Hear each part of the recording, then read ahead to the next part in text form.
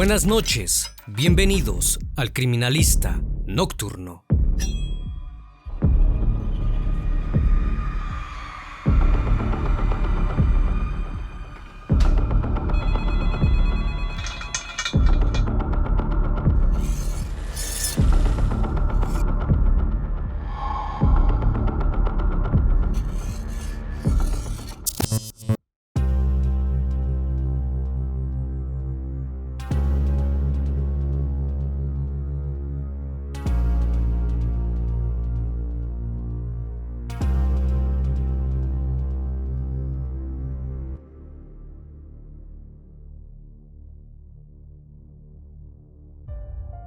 El 24 de marzo de 1987, Josefina Rivera recibió un premio de su captor. Este le dijo que podría telefonear a su familia desde una gasolinera en Filadelfia, Estados Unidos, para decirles que se encontraba sana y salva.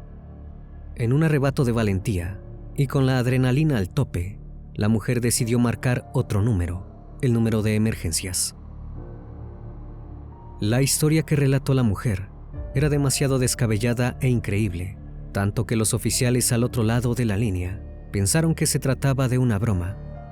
Rápidamente se desplazaron hacia la estación de servicio, donde encontraron a la chica. Por fortuna el hombre fue arrestado, sin oponer resistencia. Luego se dirigieron hacia el 3520 de North Marshall Street, sin saber con qué se toparían. Al ingresar en la vivienda, percibieron un olor nauseabundo. Este los guió hacia el sótano, donde pudieron encontrar a 3 mujeres, todas encadenadas y amordazadas. En el medio, había un pozo tan oscuro y tenebroso como su captor. Pero eso no era todo. En el congelador, encontraron 12 kilos de carne humana. Las autoridades no podían dar crédito a lo que veían. No se trataba meramente de un criminal, sino más bien de un monstruo. El Criminalista Nocturno. Gary Michael Eynick nació el 22 de noviembre de 1943 en los suburbios de East Lake en Cleveland, Ohio, Estados Unidos. Al poco tiempo, sus padres Michael y Ellen tuvieron a Terry, su segundo y último hijo. La infancia de Gary estuvo marcada por el divorcio de sus progenitores, el cual ocurrió cuando tenía tan solo 3 años. Durante el primer tiempo vivió junto a su hermano en la casa de su madre, pero la situación se volvió insostenible. Ellen sufría de alcoholismo y en 1950 decidió que lo mejor era que sus hijos se criaran con su padre, pero no podía estar más equivocada. Michael era un hombre severo que abusaba física y psicológicamente de los niños. Las peores palizas se las llevaba Gary, ya que sufría de incontinencia urinaria. Esto molestaba de sobremanera a su padre, quien todas las mañanas lo castigaba de una manera peculiar. Lo obligaba a colgar las sábanas mojadas de orina en la ventana para que todos los vecinos lo vieran. Lejos de causar una mejoría, solo conseguía humillar y avergonzar a Gary. El pequeño tampoco la pasaba bien en la escuela. Su coeficiente intelectual era de 148, prácticamente superdotado. Esto le proporcionaba buenas calificaciones, pero no le conseguía amigos. A la timidez de Gary se sumaba el hecho de que su padre lo obligaba a utilizar vestimenta militar para asistir a clase, convirtiéndolo en el objeto de todo tipo de burlas. Las mismas empeoraron luego de que el pequeño sufriera un terrible accidente. Al caerse de un árbol, recibió un golpe tan fuerte que su cráneo adoptó la forma de un cono. Gary deseaba con todas sus fuerzas irse lejos de todas las personas que le hacían daño, y cuando tenía 14 años, lo logró. Su padre lo envió a la Academia Militar Stanton, ubicada en el estado de Virginia. El entrenamiento concluyó después de 2 años. Si bien Gary intentó regresar al colegio, no se sentía cómodo allí. A los 17 años, decidió dejar la escuela y alistarse en el ejército para servir a su país. Allí consiguió terminar sus estudios y comenzó a interesarse por la enfermería. Gary tuvo una conducta excelente durante los 13 meses que duró el entrenamiento, pero a pesar de los halagos recibidos por su sargento, no conseguía que lo trasladasen a las posiciones que quería. Hasta que luego de un tiempo, lo consiguió. Fue transferido hacia la ciudad de San Antonio, ubicada en el estado de Texas, con el objetivo de que aprendiese medicina militar. Su primera misión fue en el Hospital Móvil Quirúrgico 46 del Ejército Norteamericano, ubicado en la ciudad alemana de Landstuhl. Todo parecía marchar bien, hasta que en agosto de 1962, Gary comenzó a sentir fuertes molestias físicas. Sufría constantemente náuseas, mareos y dolores de cabeza. El neurólogo del hospital le diagnosticó gastroenteritis, pero además detectó otra cosa. Algo no andaba bien con Gary. Parecía poseer síntomas propios de un trastorno mental. Aunque en ese entonces no se pudo diagnosticar de cuál se trataba, el médico le recetó un antipsicótico llamado trifuloperacina, esperando que hiciera alguna mejoría. En octubre de ese mismo año, fue enviado al Hospital Militar de Filadelfia, en Pensilvania. Allí le hicieron un nuevo diagnóstico: trastorno esquizoide de la personalidad. Esto marcó el fin de su carrera en el ejército. Fue dado de baja con honores y se le concedió una pensión completa por invalidez. Luego de esto, las malas noticias continuaron. Después de varios años de sufrir cáncer de hueso, en 1970, su madre se quitó la vida. Lo hizo bebiendo bicloruro de mercurio, un compuesto muy tóxico. Y como si esto fuera poco, Terry también intentó quitarse la vida. Esto a Gary le causó un inmenso dolor. Intentó seguir los pasos de su hermano y de Ellen en al menos 13 ocasiones. Después de pasar por distintos centros psiquiátricos, Gary logró salir adelante. Se anotó en la Universidad de Pensilvania, aunque solo duró un semestre. Finalmente consiguió empleo como enfermero psiquiátrico en la administración para veteranos de un hospital de Coatesville, Pensilvania. Sin embargo, fue despedido debido a su mal comportamiento con los pacientes. Esta fue quizás la primera señal de que algo mucho más terrible se avecinaba.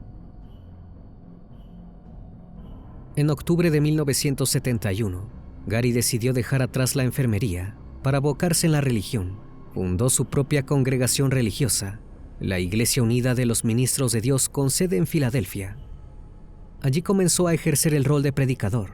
Si bien al principio contaba con tan solo $1,500 y 5 feligreses, gracias a su capacidad de persuasión, logró que en 4 años se multiplicase el número de devotos y, como consecuencia de esto, también las donaciones.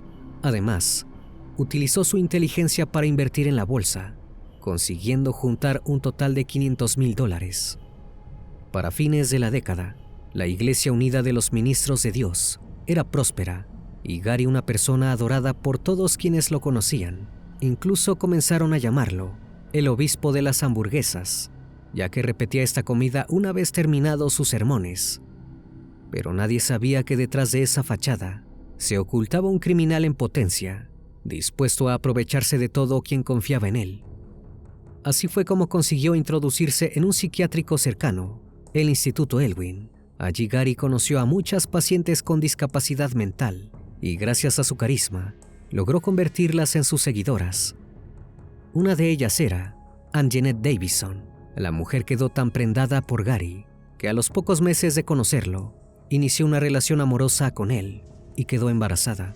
El 16 de marzo de 1978, dio a luz a Maxine Davison. Sin embargo, al poco tiempo, la niña fue llevada a un hogar de acogida.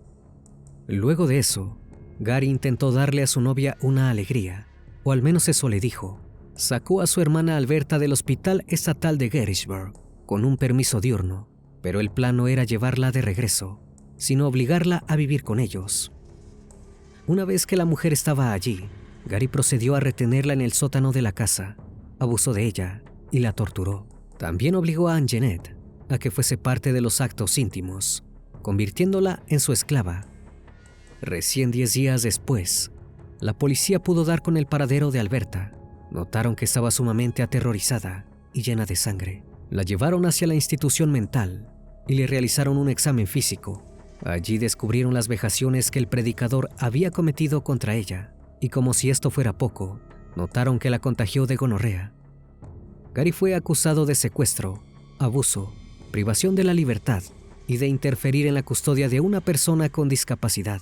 Lo internaron en una institución mental, pero no duró mucho. Gracias a su buen comportamiento, consiguió salir en libertad bajo supervisión estatal en 1983. Fue entonces cuando empezó a planear una nueva vida. Con el dinero que aún seguía obteniendo de la iglesia, se compró una casa en el 3520 de North Marshall Street, un Rolls Royce y un Cadillac. No quería mejorar sus actitudes, solo verse bien. Por último, se dio de alta en una agencia matrimonial para buscar pareja, pero sus intenciones estaban lejos de ser inocentes. Mediante correspondencia postal, conoció a Betty Disto, una filipina recién llegada a los Estados Unidos. El flechazo fue instantáneo y el 3 de octubre de 1985 contrajeron matrimonio. Sin embargo, el comportamiento abusivo y violento del predicador no tardó en salir a la luz. Gary comenzó a obligar a su esposa a que mirase, mientras él tenía relaciones con hasta 3 mujeres a la vez. Cuando estaban solos, la situación era aún peor. El predicador abusaba de su esposa y la sometía a toda clase de abusos psicológicos. Dañar a su mujer parecía causarle una satisfacción aún más grande que la intimidad.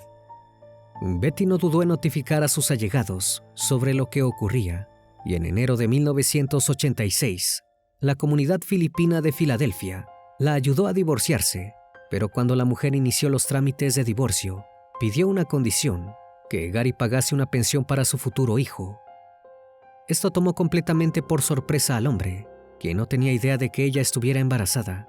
Finalmente, Betty dio a luz a Jesse John Disto, pero le prohibió conocer a Gary. Durante los meses siguientes, el predicador volvió a ser arrestado y acusado de asalto, y tan solo un tiempo después volvió a sus andanzas. Abusó íntimamente de Gail Lincoln, una de sus feligresas. La mujer también quedó encinta y tuvo al tercer hijo del predicador, Gary Jr. No obstante, el niño fue llevado a un orfanato al poco tiempo de nacer. Resultaba evidente que nadie debía quedar al cuidado del predicador.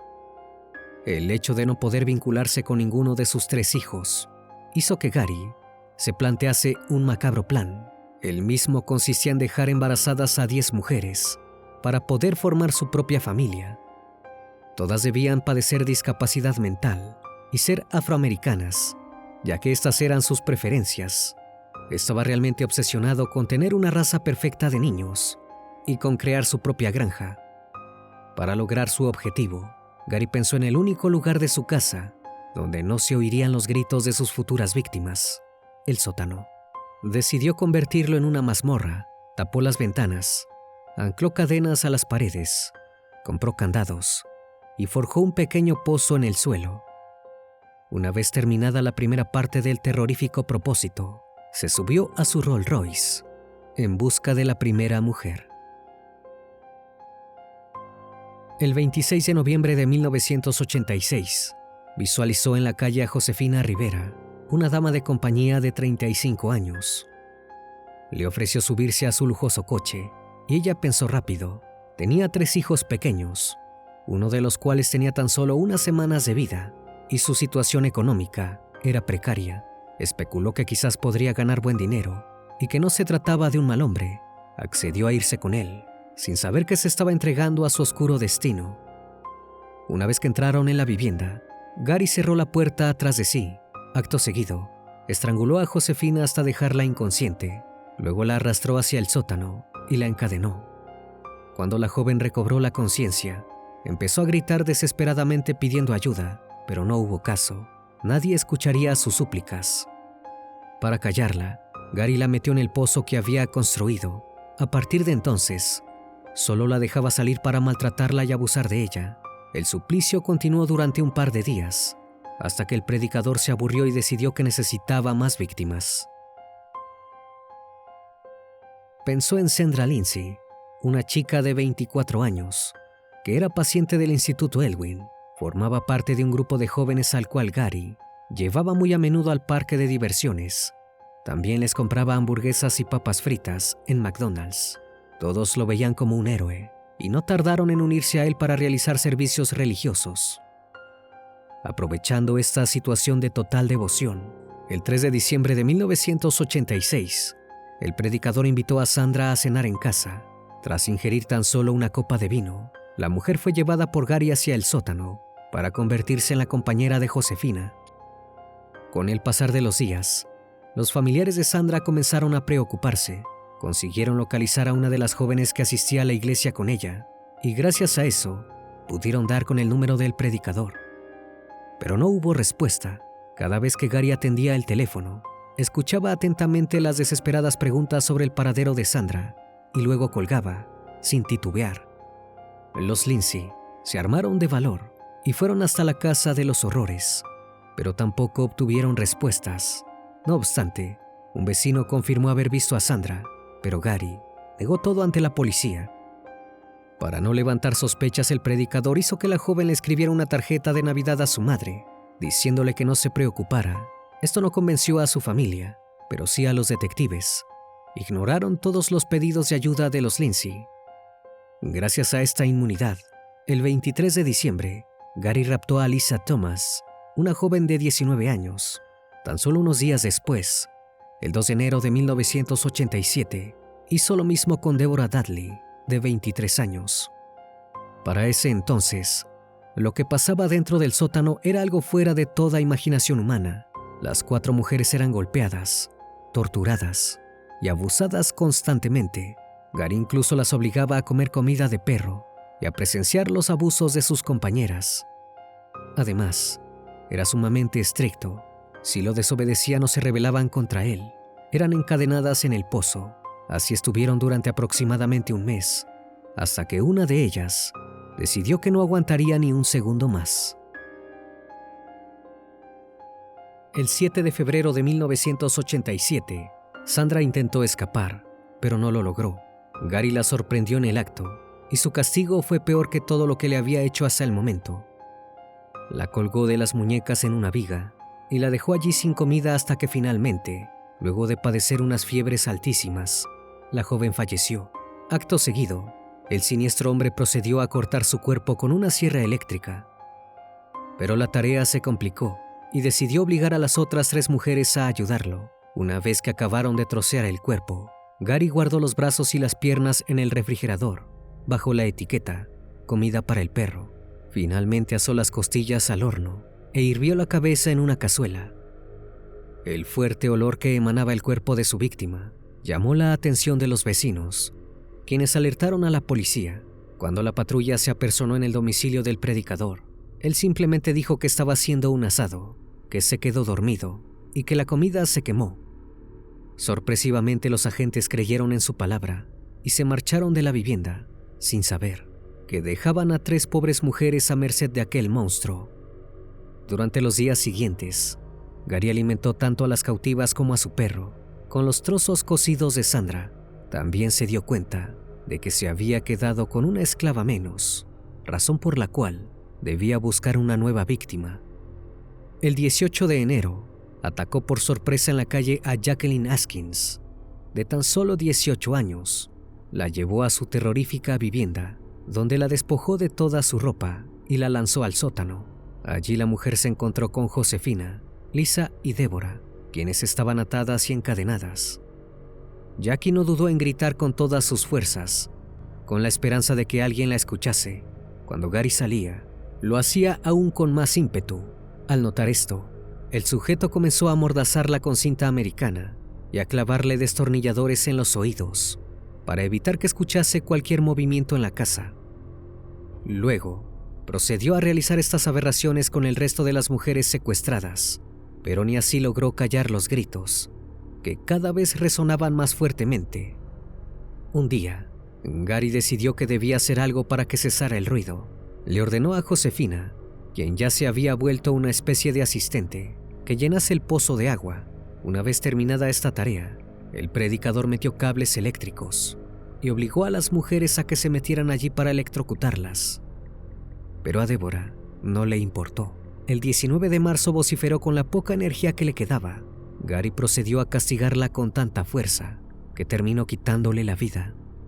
Con un segundo cuerpo en su haber, el predicador pensó que lo mejor sería no volver a quemar los restos, ya que levantaría nuevas sospechas. Así que el 22 de marzo de 1987, le pidió a Josefina que lo acompañara a hacer una tarea muy importante: deshacerse del cuerpo de Deborah. Manejó hacia Payne Barrens, ubicado en el estado de Nueva Jersey. y abandonó el cuerpo sin que nadie lo notase. Los planes de Gary parecían nunca fallar, hasta que finalmente ocurrió lo inesperado. Como Deborah había sido asesinada, le faltaba una chica más, así que le pidió a Josefina le ayudase a encontrar una nueva mujer. Ella accedió, pero con la condición de que le dejara ver a su familia, solo para informarles que estaba bien. Sorpresivamente Hynek accedió, y se prepararon para raptar a una nueva víctima. Esta vez se trataba de la dama de compañía Agnes Adams, a quien llevaron a la casa del horror para introducirla en el sótano. Como premio por haberlo obedecido, al día siguiente el predicador le permitió llamar a su familia desde una gasolinera. Ella les juró que solo les hablaría para convencerlos de que no estaba en peligro. Gary estacionó el automóvil y dejó bajar a Josefina, quien en ese momento estaba llena de adrenalina y con los nervios al tope. Caminó despacio y avanzó una cuadra. Cuando vio que Gary seguía en el vehículo, aprovechó la oportunidad y entró en la cabina telefónica. La mujer tomó valor y llamó a la policía desesperada para pedirles que la rescataran.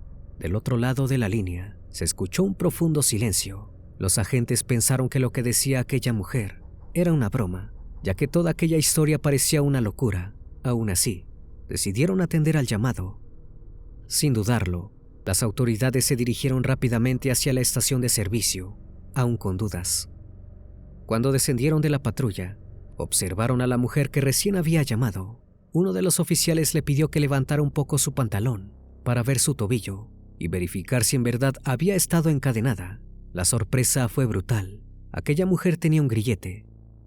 Por fortuna, Gary seguía en el vehículo y lo llevaron hacia la comisaría. En ningún momento opuso resistencia.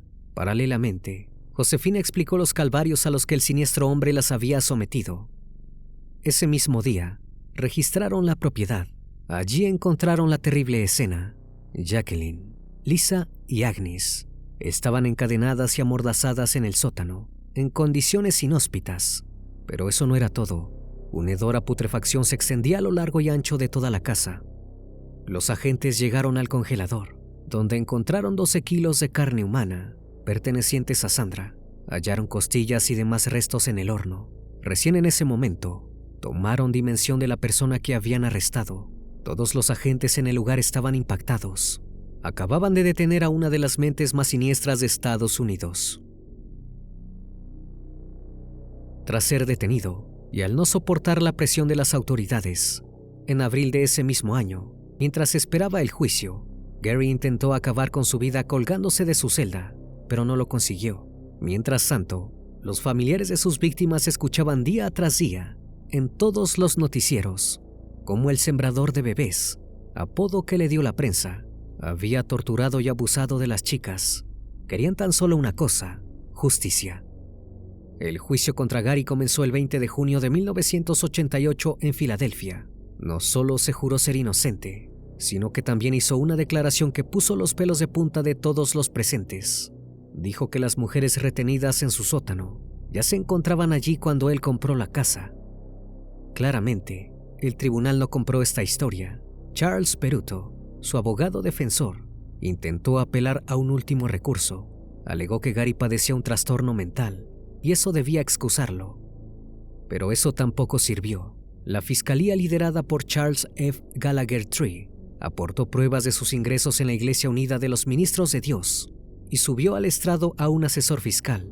Este sujeto definió a Gary como un hombre de negocios astuto y que sabía exactamente lo que hacía. También brindó testimonio el consejero fiscal del predicador, Robert Kirkpatrick. Aseguró que su excliente era completamente consciente de sus decisiones económicas.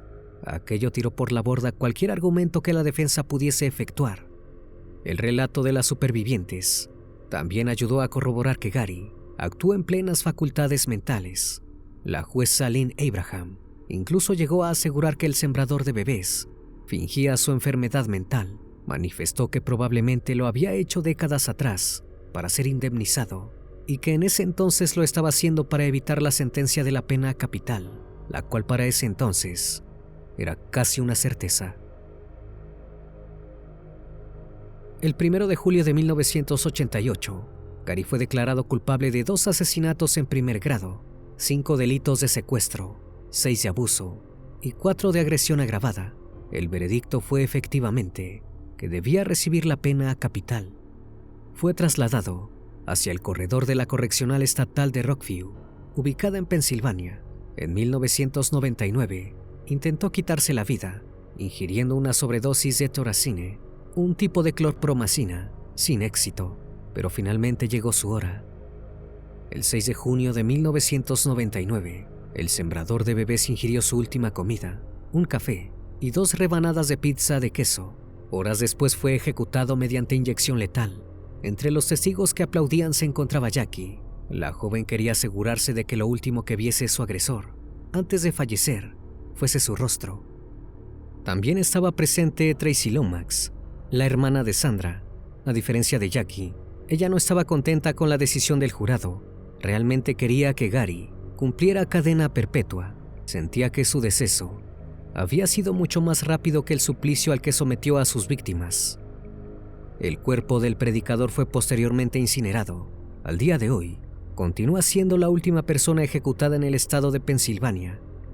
Si bien el sembrador de bebés ya no está en este mundo, las sobrevivientes siguen intentando recomponer sus vidas. Luego de la traumática experiencia, Jackie se pregunta en las entrevistas a los medios, ¿por qué yo? Supongo que nunca lo sabremos.